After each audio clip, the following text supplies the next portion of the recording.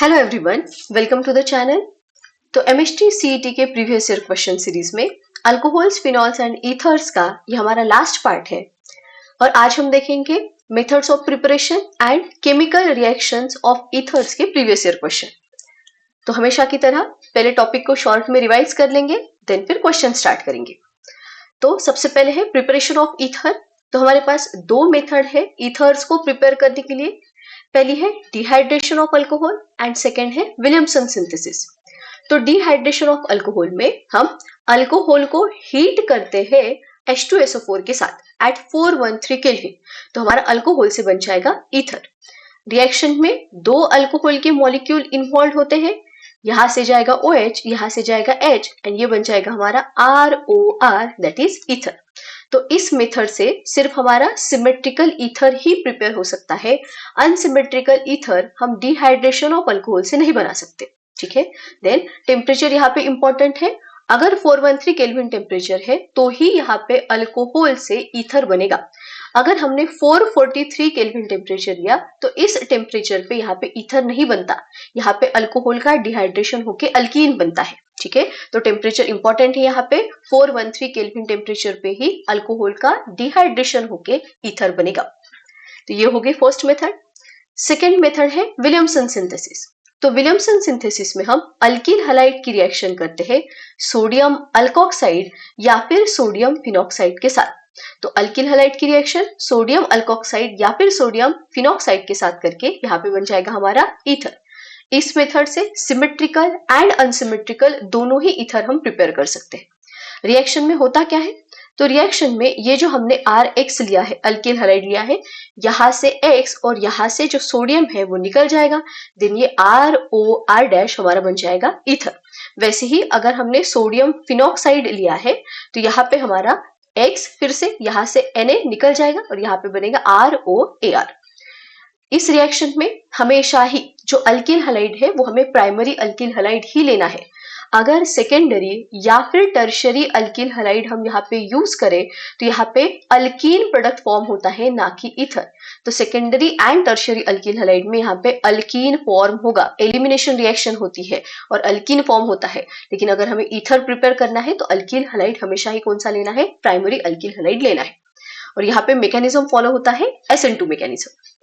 अभी मान लो कि मुझे इथिल मिथिल ईथर बनाना है, CH3OC2H5। इथिल मिथिल ईथर अगर हमें बनाना है तो विलियमसन सिंथेसिस से हम इसको दो तरह से बना सकते हैं।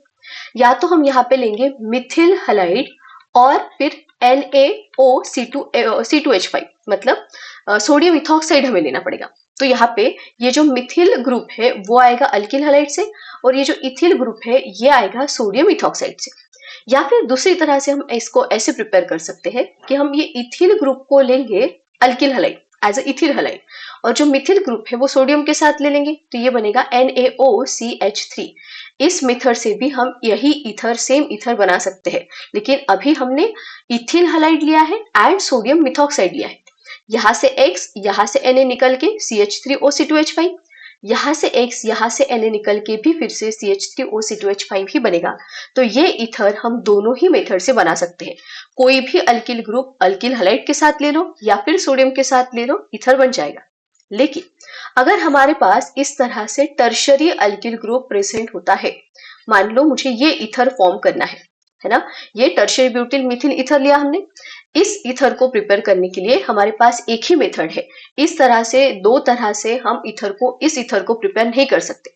ये जो अल्किल हलाइड है, मतलब ये जो टर्शरी ब्यूटिल ग्रुप है, ये हम एज अ अल्किल हलाइड नहीं ले सकते। मतलब CH3C CH3CH3 और इसके साथ हैलोजन, ये हम नहीं ले सकते। हमें ये जो बड़ा अल्किल ग्रुप है ये सोडियम के साथ ही लेना पड़ेगा। मतलब हमें यहाँ पे CH3C CH3CH3ONA, मतलब सोडियम टर्शरी ब्यूटॉक्साइड और जो छोटा अल्किल ग्रुप है दैट इज मिथिल हलाइड, यही हमको लेना पड़ेगा। ये हम नहीं ले सकते। ठीक है, क्यों नहीं ले सकते, क्योंकि ये तो टर्शरी अल्किल हलाइड हो गया और अगर टर्शरी अल्किल हलाइड है तो यहाँ पे एलिमिनेशन रिएक्शन होके अल्कीन फॉर्म होगा, ना कि हमारा ईथर। तो इस तरह से अगर टर्शियरी अल्किल ग्रुप है या फिर सेकेंडरी अल्किल ग्रुप आ गया तो वो हमें हमेशा सोडियम के साथ लेना है। हैलोजन के साथ अल्किल हलाइड में हमेशा हमें प्राइमरी अल्किल हलाइड ही लेना है यहाँ पे। ठीक, वैसे ही अगर मान लो मुझे ये ईथर प्रिपेयर करना है, मिथिल फिनिल ईथर अगर हमें प्रिपेयर करना है, तो ये जो बेंजीन रिंग है वो भी हम हैलोजन के साथ नहीं ले सकते। ये बेंजीन की रिंग हमेशा ही हमें सोडियम के साथ ही लेना है, मतलब यहाँ पे हमें हमेशा ही सोडियम फिनॉक्साइड ही लेना पड़ेगा अगर ईथर में हमें बेंजीन रिंग चाहिए तो। देन जो मिथिल ग्रुप है वो लेंगे हम किसके साथ, हैलोजन के साथ। अभी ऐसा क्यों है, क्योंकि यहाँ पे SN2 मैकेनिज्म होता है। कैसे, तो ये जो हमारा RONA that is sodium alkoxide है, ये अल्किल हलाइड के ऊपर SN2 बैक अटैक करता है, बैक साइड अटैक करता है। SN2 मैकेनिज्म में यहाँ पे बैक साइड अटैक होगा। अभी अगर मैं यहाँ पे RO नेगेटिव अल्कोक्साइड आयन ले लिया और अगर यहाँ पे हम अरील हलाइड ले ले, तो ये अगर इस कार्बन पे अटैक करेगा तो हमें पता है ये बॉन्ड तो ब्रेक होता ही नहीं है ना। क्यों, क्योंकि यहाँ पे रेजोनेंस की वजह से पार्शियल डबल बॉन्ड कैरेक्टर आएगा, तो ये बॉन्ड इजीली ब्रेक नहीं होता, इसलिए हम यहाँ पे अरील हलाइड नहीं ले सकते। ठीक है, तो हमेशा बेंजीन रिंग सोडियम के साथ लेके हमें सोडियम फिनॉक्साइड ही वहां पे लेना है, एंड जो अल्किल ग्रुप होगा वो हम हलाइड के साथ लेंगे, हैलोजन के साथ लेंगे। ठीक है, तो इंपॉर्टेंट चीजें क्या है, इंपॉर्टेंट चीजें विलियमसन सिंथेसिस में सिमेट्रिकल अनसिमेट्रिकल दोनों ईथर फॉर्म होते हैं। ठीक है, अगर इस तरह से टर्शियरी अल्किल ग्रुप चाहिए ईथर में तो वो हमें सोडियम के साथ लेना पड़ेगा। बेंजीन रिंग हमेशा ही सोडियम के साथ ही लेनी है, मतलब सोडियम फिनॉक्साइड ही लेना है, अरील हलाइड हम यहाँ पे नहीं ले सकते। ठीक है, एंड अल्किल हलाइड हमेशा ही प्राइमरी अल्किल हलाइड चाहिए। सेकेंडरी या फिर टर्शियरी अल्किल हलाइड लिया तो वहां पे अल्कीन फॉर्म होगा, ईथर फॉर्म नहीं होता। ठीक है, ये हो गया हमारा विलियमसन सिंथेसिस। बस दो ही मेथड ऑफ प्रिपरेशन थी ईथर की। अभी है केमिकल रिएक्शन। तो सबसे पहले है केमिकल रिएक्शन में लेबोरेटरी टेस्ट फॉर ईथर।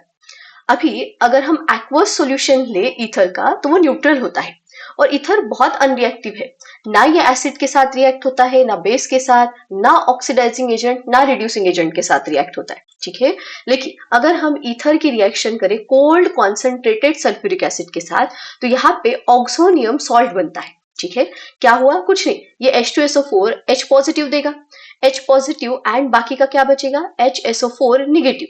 तो बस ये जो लोन पेयर है ये H पॉजिटिव के साथ रिएक्ट कर रही है, मतलब बॉन्ड फॉर्म कर रही है, तो ये ऑक्सीजन के ऊपर हाइड्रोजन आ गया और उसके ऊपर पॉजिटिव चार्ज और ये बाकी का नेगेटिव पोर्शन उसके साइड में। ठीक है, तो कोल्ड कॉन्सेंट्रेटेड, ये याद रखना कोल्ड कॉन्सेंट्रेटेड, क्योंकि आगे हॉट एंड डाइल्यूट H2SO4 के साथ भी रिएक्शन है, तो कोल्ड कॉन्सेंट्रेटेड सल्फ्यूरिक एसिड के साथ ऑक्सोनियम सॉल्ट बनता है। ठीक है, और ये रिएक्शन डिस्टिंग्विशिंग टेस्ट है बिटवीन ईथर एंड हाइड्रोकार्बन।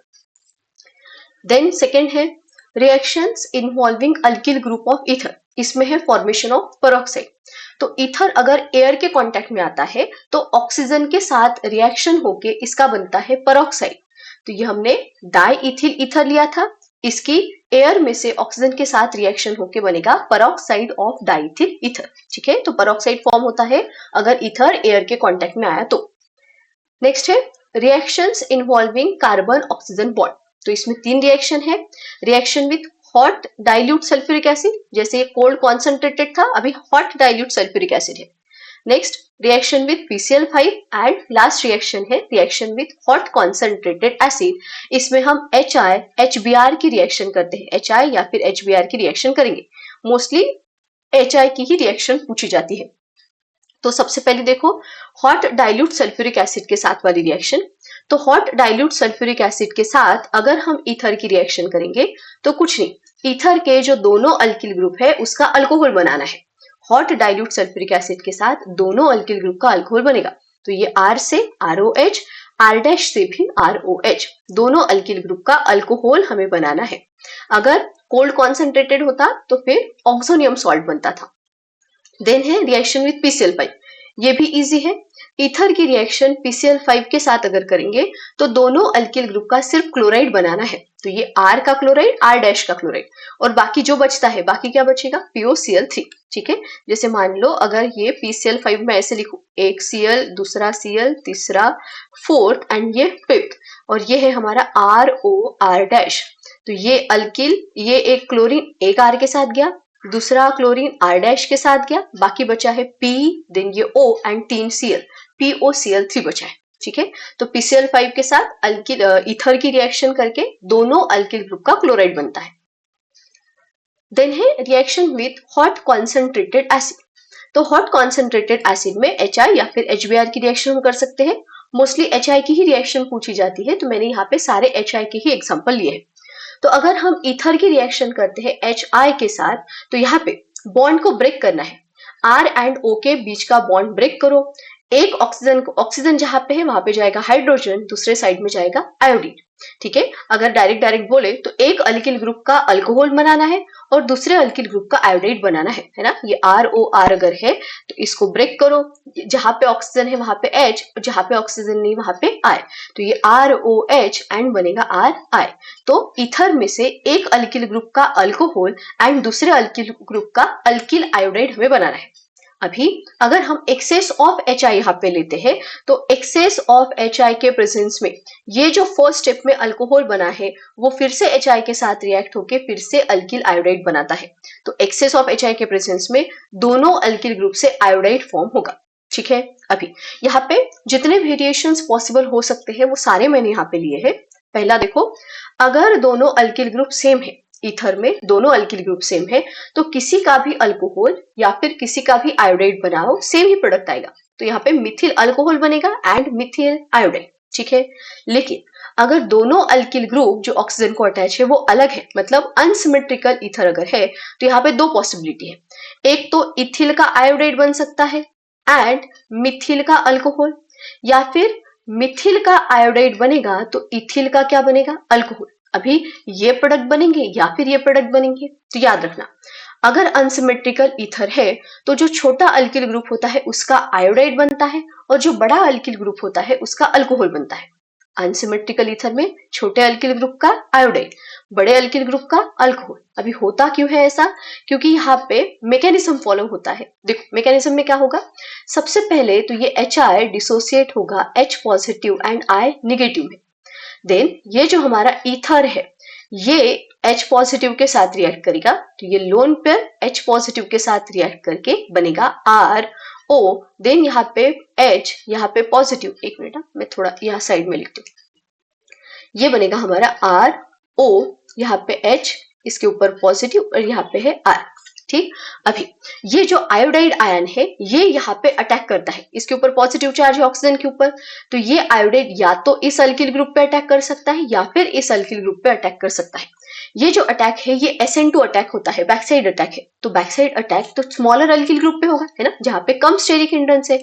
इसलिए अगर मिथिल एंड इथिल यहाँ पे प्रेजेंट है तो methyl group smaller alkyl group हो गया, इथिल ग्रुप लार्ज वाला हो गया, तो iodide ion smaller alkyl group that is Mithil के ऊपर अटैक करेगा। तो यहाँ पे कैसे बनेगा, इसको लिख दूं अगर मैं, तो मिथिल इथिल के साथ अगर यहाँ पे लिखे हम तो ये CH3O, इसके ऊपर पॉजिटिव और ये ऐसे हाइड्रोजन आएगा, ये आयोडाइड आयन इस मिथिल के ऊपर अटैक करेंगे, ये जाएगा इधर, तो ये बना है हमारा CH3I प्लस C2H5OH। ठीक है, तो इसलिए मैंने बोला डायरेक्ट याद रखो, छोटे अल्किल ग्रुप से आयोडाइड एंड बड़े अल्किल ग्रुप से अल्कोहल बनाना है अगर अनसिमेट्रिकल ईथर आ गया तो।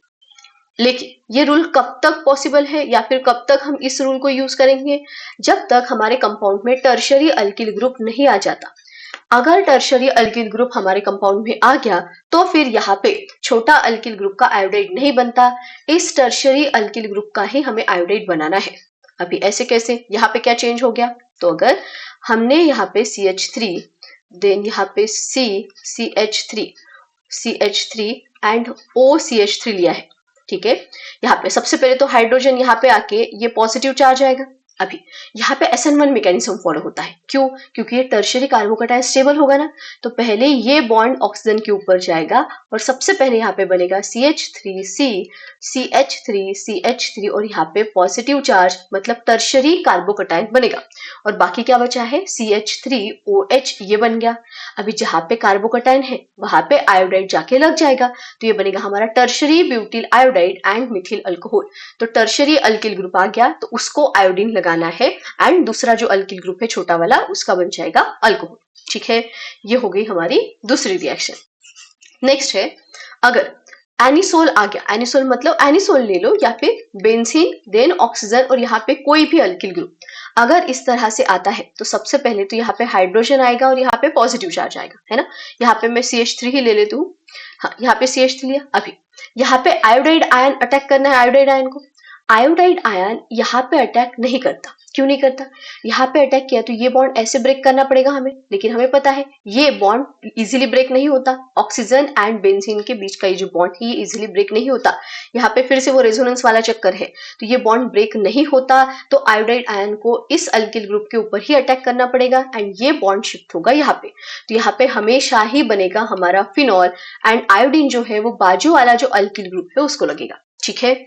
तो अगर फिनिल अल्किल ईथर इस तरह से अल्किल फिनिल ईथर अगर है तो ये जो ऑक्सीजन है ये हमेशा ही बेंजीन के ऊपर ही रहेगा और फिनॉल ही बनेगा हमारा। लेकिन अगर हमारे पास इस तरह से कंपाउंड है, मतलब बेंजीन है उसके बाद में CH2 फिर ऑक्सीजन एंड अल्किल ग्रुप है, तो यहाँ पे फिर से हमारा SN1 मैकेनिज्म होगा। कैसे? सबसे पहले हम लेंगे इसको इस तरह से, ये CH3 सॉरी बेंजीन, देन यहाँ पे है CH2O एंड यहाँ पे CH3। सबसे पहले हाइड्रोजन आएगा और यहाँ पे पॉजिटिव चार्ज आएगा। अभी यहाँ पे ये बॉन्ड शिफ्ट होता है ऑक्सीजन के ऊपर और यहाँ पे बनेगा बेंजीन, उसके ऊपर CH2 पॉजिटिव और प्लस CH3OH। अभी ये क्यों बना? क्योंकि ये बेंजीलिक कार्बोकटायन है जो कि रेजोनेंस की वजह से स्टेबल होता है, इसलिए ये कार्बोकटायन बना, मतलब यहाँ पे SN1 मैकेनिज्म हुआ। अभी कार्बोकटायन बना तो ये आयोडाइड यहाँ पे जाके लग जाएगा, तो ये हमारा बनेगा बेंजिल आयोडाइड। ये बेंजिल आयोडाइड एंड प्लस बना है हमारा अल्कोहल, ठीक है। अभी हम क्या याद रखें? आप लोग इतना याद रखो, सिमेट्रिकल ईथर में किसी का भी अल्कोहल किसी का भी आयोडाइड सेम प्रोडक्ट बनता है। अनसिमेट्रिकल ईथर में छोटे अल्किल ग्रुप का आयोडाइड एंड बड़े अल्किल ग्रुप का अल्कोहल बनाना है, ठीक है। ये रूल कब तक? जब तक हमारे ईथर में टर्शरी ब्यूटिल ग्रुप नहीं आ जाता।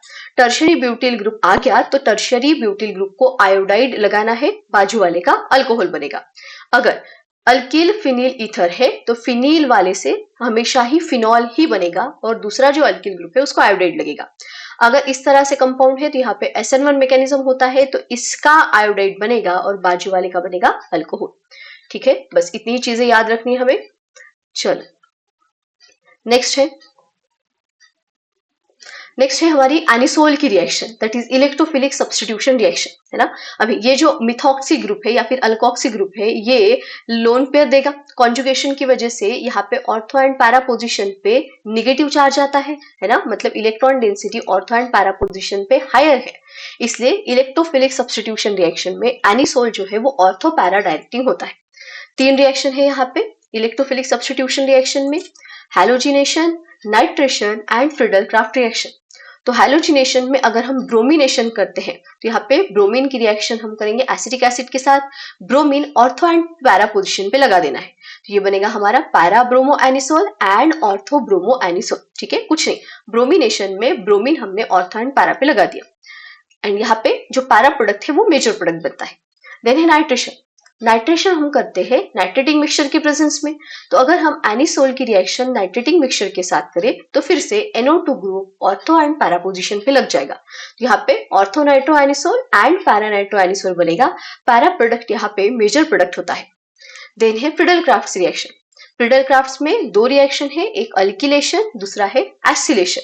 तो अल्किलेशन करेंगे तो जो अल्किल ग्रुप है, जैसे यहाँ पे मिथिल क्लोराइड लिया है तो मिथिल हमारा अल्किल ग्रुप, तो alkyl group ortho and alkyl group para position पे लगाना है, तो इसका नाम आएगा ortho methoxytoluene and para methoxytoluene. Para product फिर से यहाँ पे रहेगा मेजर। अगर एसिलेशन हम करें तो एसिलेशन में हम एसिल क्लोराइड के साथ रिएक्शन करेंगे, फिर से HCl निकाल देना है और ये acetyl group ortho and para position पे लग जाएगा, तो प्रोडक्ट बनेगा ortho methoxy acetophenone and para methoxy acetophenone. फिर से पैरा प्रोडक्ट यहाँ पे मेजर प्रोडक्ट रहेगा, तो ये होगी हमारी इलेक्ट्रोफिलिक सब्स्टिट्यूशन रिएक्शन। और बस इतनी ही रिएक्शन हमें रिवाइज करनी थी, सारी रिएक्शन हमें रिवाइज करके हो गई है। अभी हम क्वेश्चन स्टार्ट करते हैं। सबसे पहला क्वेश्चन है find out the statement which is not correct about ether. तो ईथर के बारे में क्या सही नहीं है वो पूछा है। देखो COC ये ना ऐसे है, यहाँ पे कार्बन की वैलेंसी इस तरह से, तो COC bond angle in ether is 180 degree, ये गलत है।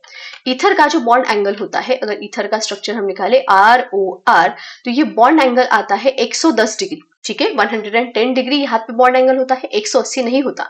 अगर 180 होता, 180 डिग्री बॉन्ड एंगल होता, तो फिर ये लीनियर मॉलिक्यूल होता, तो डायपोल मोमेंट जो है वो एक दूसरे को कैंसिल करते, और ये तो नॉन पोलर मॉलिक्यूल होना चाहिए था ना फिर, लेकिन नहीं, इसका स्मॉल डायपोल मोमेंट होता है ईथर का। क्यों? क्योंकि ये 180 डिग्री एंगल में नहीं होता, लीनियर नहीं है, 110 डिग्री जो है वो यहाँ पे बॉन्ड एंगल होता है। तो ये जो है यही तो हमारा करेक्ट है, सॉरी इनकरेक्ट है, और यही हमें पूछा था, तो ऑप्शन ए ही हमारा करेक्ट आंसर रहेगा। बाकी ऑप्शंस भी देख लो। सेकेंड है diethyl ether was use as a general anaesthetic in surgical operation, तो ये भी सही है, एनेस्थेटिक करके हम डाइथिल ईथर को यूज करते थे, तो ये सही है। Next, ether contain oxygen atom, हाँ भाई ROR में वो तो ऑक्सीजन ही है ना, तो ये भी सही है। Lower ethers are highly volatile and highly inflammable substance, ये भी सही है। ये हमें फिजिकल प्रॉपर्टीज ऑफ ईथर जो है ना वहां पे दिया है, तो ये सारे पॉइंट ना एक बार अच्छे से पढ़ लेना। तो यहाँ पे करेक्ट आंसर ऑप्शन ए रहेगा। नेक्स्ट है, what is the temperature at which ethers can be prepared from alcohol by the action of concentrated H2SO4? तो किस टेम्परेचर पे अल्कोहल से हम कॉन्सेंट्रेटेड H2SO4 की रिएक्शन करके ईथर प्रिपेयर कर सकते हैं? तो ईथर के लिए कितना temperature? 413 kelvin, option D. Next,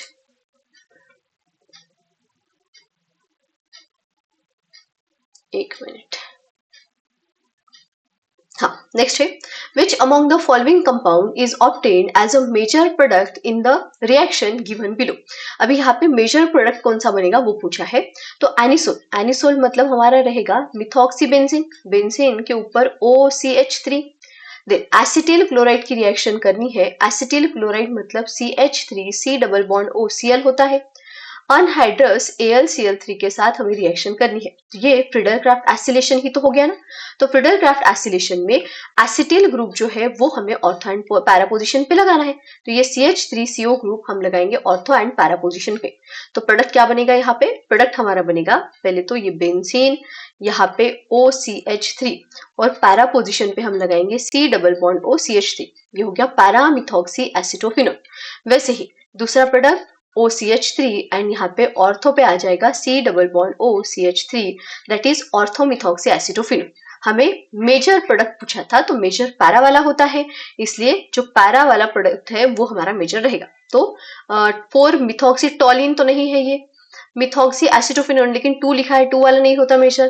2 मिथॉक्सीटोलिन ये भी नहीं है, हाँ 4 मिथॉक्सी एसिटोफिनोल, ऑप्शन डी जो है वो हमारा करेक्ट आंसर रहेगा।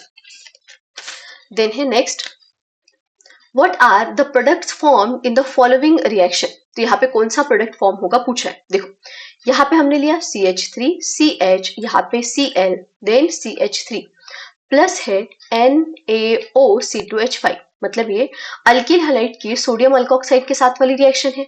लेकिन अल्किल हैलाइड कौन सा है?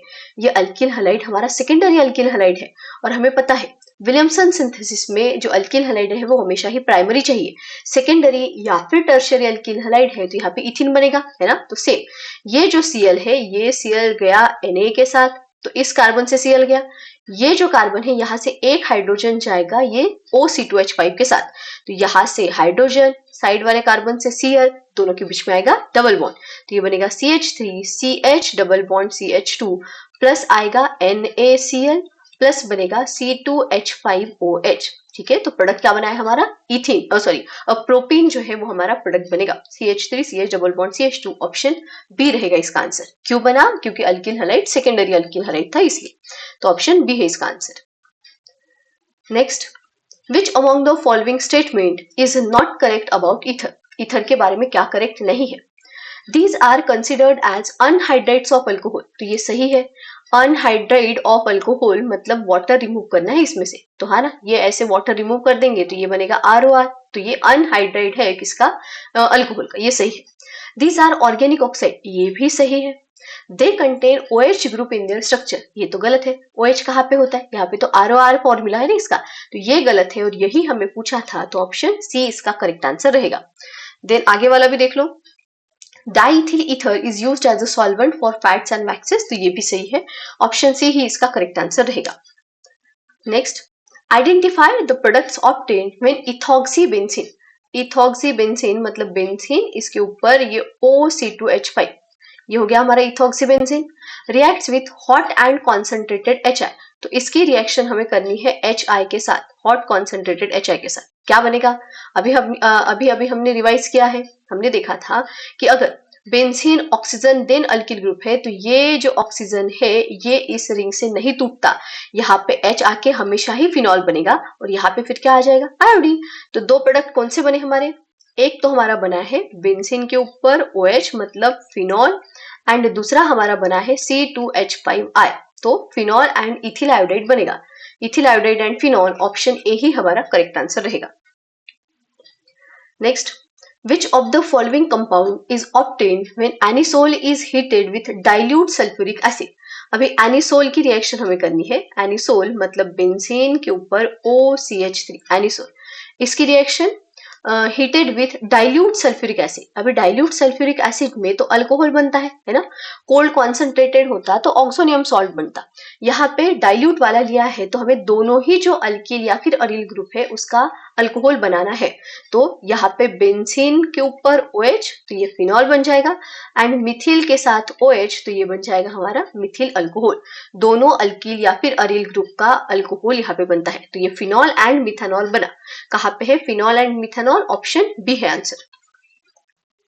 Next, identify the product obtain when methyl bromide, methyl bromide मतलब CH3Br reacts with sodium tertiary butoxide मतलब NaO, CH3 and CH3, ये है सोडियम टर्शियरी ब्यूटॉक्साइड, ठीक है। अभी इन दोनों की रिएक्शन से क्या प्रोडक्ट बनेगा ये पूछा है, तो बस यहाँ से Br और यहाँ से Na निकल जाता है ना, प्राइमरी अल्किल हैलाइड है और ये बड़ा अल्किल ग्रुप सोडियम वाले के साथ आया है, रिएक्शन आराम से हो जाएंगी, विलियमसन सिंथेसिस है ये।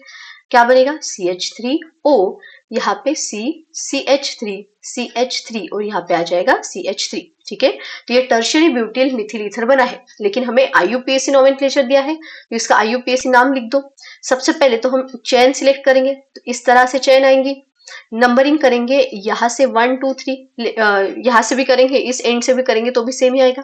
तो अभी 2 पे मिथॉक्सी एंड 2 पे मिथिल है, तो मिथॉक्सी अल्फाबेटिकल में पहले आएगा, तो 2 methoxy 2 Mithil propane, 2 methoxy 2 Mithil propane, option D हमें दिख रहा है correct answer. Next, which of the following compounds does not undergo Williamson synthesis? तो दिए गए कंपाउंड में से किसका विलियमसन सिंथेसिस नहीं होगा? तो ये अल्किल हैलाइड है, हाँ हो जाएगा। अल्किल हैलाइड की कंडीशन है कि वो सिर्फ प्राइमरी अल्किल हैलाइड होना चाहिए, तो ये तो हो जाएगा। ये भी तो प्राइमरी अल्किल हैलाइड है, इसमें भी हो जाएगा। लेकिन ये अरील हैलाइड है ना, ये तो क्लोरोबेंजीन है ना, और हमें पता है क्लोरोबेंजीन हैलोअरीन्स जो है ये विलियमसन सिंथेसिस में हम नहीं यूज कर सकते, हमें सिर्फ अल्किल हैलाइड चाहिए और वो भी प्राइमरी वाला चाहिए। अरील हैलाइड हम नहीं यूज कर सकते क्योंकि ये जो NaOR that is alkoxide ion है, इसका यहाँ पे बैक साइड अटैक होके ये बॉन्ड ब्रेक इजीली नहीं होता, ठीक है। अगर बेंजीन वाला ईथर बनाना भी है तो बेंजीन वाला पार्ट हमें सोडियम के साथ दैट इज सोडियम फिनॉक्साइड लेना पड़ता है, अल्किल हैलाइड अरील हैलाइड के साथ हम विलियमसन सिंथेसिस नहीं कर सकते, तो यही हमारा करेक्ट आंसर है। लास्ट वाला भी प्राइमरी अल्किल हैलाइड है तो ये भी कर लेगा, ऑप्शन सी हमारा करेक्ट आंसर रहेगा। Next, which of the following ethers is gaseous at room temperature? तो दो ईथर रूम टेम्परेचर पे गैशियस स्टेट में होते हैं, एक है डाइमिथिल ईथर मतलब CH3O CH3 dimethyl ether, and ethyl methyl ether मतलब C2H5O CH3। तो dimethyl ether and ethyl methyl ether ये दोनों गैशियस स्टेट में होते हैं एट रूम टेम्परेचर, बाकी जो है वो कलरलेस लिक्विड के फॉर्म में होते हैं। तो हमें गैशियस कौन होता है रूम टेम्परेचर पे पूछा है, तो पहला है मिथॉक्सीप्रोपेन, नहीं है, दोनों भी नहीं है मिथॉक्सीप्रोपेन, इथॉक्सीप्रोपेन भी नहीं, मिथॉक्सी इथेन, हाँ तो ये मिथॉक्सी और ये इथेन मतलब यही हमारा करेक्ट आंसर है, option C. Next, identify a pair of compound that exhibit functional group isomerism from the following. अभी फंक्शनल ग्रुप आइसोमेरिज्म मतलब क्या होता है, तो ऐसे कंपाउंड जिसका मॉलिक्यूलर फॉर्मूला सेम है, जिसका मॉलिक्यूलर फॉर्मूला सेम है लेकिन सिर्फ फंक्शनल ग्रुप में डिफरेंस है उनको हम बोलेंगे फंक्शनल ग्रुप आइसोमर्स। ठीक है, same molecular formula but different functional group. जैसे कि ये ले लो CH3 C double bond O CH3, ये एसीटोन हो गया। और दूसरा मैं ले रही हूँ CH3 CH2 C double bond OH, इसका मॉलिक्यूलर फॉर्मूला C3H6O और इसका भी C3H6O ही आएगा। दोनों का मॉलिक्यूलर फॉर्मूला सेम है, लेकिन ये कीटोन है और ये क्या है, अल्डेहाइड। तो दोनों फंक्शनल ग्रुप आइसोमेरिज्म रहेंगे, आइसोमर्स रहेंगे एक दूसरे के। ठीक है, तो अभी हमें जो दिया है उसमें से निकाल लेंगे हम कि फंक्शनल ग्रुप आइसोमेरिज्म किसमें है। पहला है मिथॉक्सी मीथेन एंड इथेनॉल। ठीक है, लिख रही हूं मैं यहाँ पे। मिथॉक्सी मीथेन कैसे आएगा, CH3O CH3, ये मिथॉक्सी मीथेन। एंड इथेनॉल मतलब CH3OH, सॉरी इथेनॉल है ना, तो CH3 CH2 एंड OH। तो ये इसका मॉलिक्यूलर फॉर्मूला C2H6O, इसका भी तो C2H6O ही आ रहा है ना, तो मॉलिक्यूलर फॉर्मूला सेम है। ये ईथर है, यहाँ पे ये डाइवेलेंट ऑक्सीजन फंक्शनल ग्रुप होता है और यहाँ पे अल्कोहल OH फंक्शनल ग्रुप है। तो क्योंकि दोनों का मॉलिक्यूलर फॉर्मूला सेम है लेकिन फंक्शनल ग्रुप डिफरेंट है, तो यही हमारे फंक्शनल ग्रुप आइसोमेरिज्म रहेंगे। ठीक है, यही फंक्शनल ग्रुप आइसोमेरिज्म एग्जिबिट करेंगे, दोनों एक दूसरे के फंक्शनल ग्रुप आइसोमर्स रहेंगे। तो ऑप्शन ए ही हमारा करेक्ट आंसर है। बाकी के क्यों नहीं है वो देख लेते हैं। देखो सेकेंड जो है but 2 ENE and but 1 ENE। तो ब्यूट 2 मतलब CH3 CH double bond CH CH3, ये ब्यूट 2 ENE है। But 1 ENE CH2 double bond CH CH2 CH3। अब यहाँ पे भी मॉलिक्यूलर फॉर्मूला सेम है लेकिन डबल बॉन्ड की पोजीशन में डिफरेंस है। इसका मतलब ये दोनों पोजीशन आइसोमर्स है, ना कि फंक्शनल ग्रुप आइसोमर्स। ठीक है, इसलिए ये आंसर नहीं है। यहाँ पे लिख के भी दी हूं मैं, पोजीशन आइसोमर्स रहेंगी, पोजीशन आइसोमर्स। देख थर्ड वाला क्या था, थर्ड है मिथॉक्सी इथेन। तो ये CH3O एंड इथेन मतलब CH2 CH3, methoxy ethane. And methoxy propane बोला है, प्लस मिथॉक्सी प्रोपेन, तो ये रहेगा CH3O। मिथॉक्सी प्रोपेन मतलब CH2 and CH3। Methoxy ethane, methoxy propane, यहाँ पे 3 कार्बन है, यहाँ पे 4 कार्बन है, मॉलिक्यूलर फॉर्मूला ही सेम नहीं है तो आइसोमर्स तो रहेंगे ही नहीं। ठीक है, इसलिए ये भी आंसर नहीं है। देन एन पेंटेन, पेंटेन मतलब CH3 CH2 एंड CH3, ये एन पेंटेन हो गया। देन 2,2 डायमिथिल प्रोपेन, तो CH3C CH3 एंड CH3, ये है 2,2 डायमिथिल प्रोपेन। इसका और इसका मॉलिक्यूलर फॉर्मूला सेम है लेकिन दोनों की चेन लेंथ में डिफरेंस है। यहाँ पे 5 कार्बन की चेन, यहाँ पे 3 कार्बन की चेन, तो दोनों एक दूसरे के चेन आइसोमर्स रहेंगे, ना कि फंक्शनल ग्रुप आइसोमर्स। ठीक है, इसलिए ये भी हमारा आंसर नहीं था। एक ही ऑप्शन पॉसिबल है, option A. Next, what is the percentage of para-bromoanisole formed in the bromination of anisole in acetic acid? तो जब हम एनिसोल का ब्रोमिनेशन करते हैं OCH3 और इसका ब्रोमिनेशन करने के लिए हमने ब्रोमीन एंड एसिटिक एसिड लिया था, तो इसके केस में जो प्रोडक्ट बनता है एक तो पैराब्रोमो एनिसोल बनेगा, दूसरा ऑर्थोब्रोमो एनिसोल बनेगा। तो जो मेजर प्रोडक्ट है उसका परसेंटेज कितना है वो पूछा है ना, what is the percentage of parabromo anisole. अभी पैराब्रोमो एनिसोल वहां पे मेजर प्रोडक्ट होता है, उसका परसेंटेज 90% रहेगा। ठीक है, तो 90% parabromo anisole as a major product यहाँ पे फॉर्म होता है। ऑप्शन डी है आंसर। नेक्स्ट है which among the following is the method of preparation of ether. तो ईथर किस मेथड से प्रिपेयर होगा, by action of moist Ag2O on alkyl halide. तो अल्किल हैलाइड की रिएक्शन मॉइस्ट सिल्वर ऑक्साइड के साथ करनी है। मॉइस्ट सिल्वर ऑक्साइड मतलब यह होता है सिल्वर हाइड्रोक्साइड। तो यहाँ से X और यहाँ से Ag निकल जाएगा और बनेगा हमारा ROH, है ना, अल्कोहल बनेगा। हमें क्या पूछा है, ईथर की प्रिपरेशन, तो ईथर तो नहीं बना यहाँ पे। दूसरा, bye action of aqueous KOH on alkyl halide. तो अल्किल हैलाइड के साथ एक्वस KOH की रिएक्शन करनी है, तो यहाँ पे तो अल्कोहल बनता है फिर से ROH, है ना, तो ये भी नहीं है ईथर की। Action of sodium hydroxide and alkyl halide, alcoholic sodium hydroxide.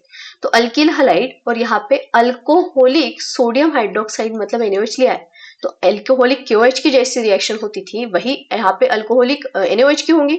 इसको मैं ऐसे लिख लेती हूँ CH2 एंड X। तो यहाँ पे क्या फॉर्म होगा, अल्कीन, यहाँ पे बनेगा RCH double bond CH2, alkyne बनता है ना कि ईथर। तो बस लास्ट ही ऑप्शन रहेगा। सोडियम अल्कोक्साइड NaOR हमें लेना है एंड अल्किल हलाइड मतलब RX लेना है, तो यहाँ से Na, यहाँ से X गया, ये बनेगा ROR, विलियमसन सिंथेसिस है ये, और इसी से बनता है हमारा ईथर। तो ऑप्शन डी इसका करेक्ट आंसर रहेगा। देन नेक्स्ट क्वेश्चन है, identify product X form in the following reaction.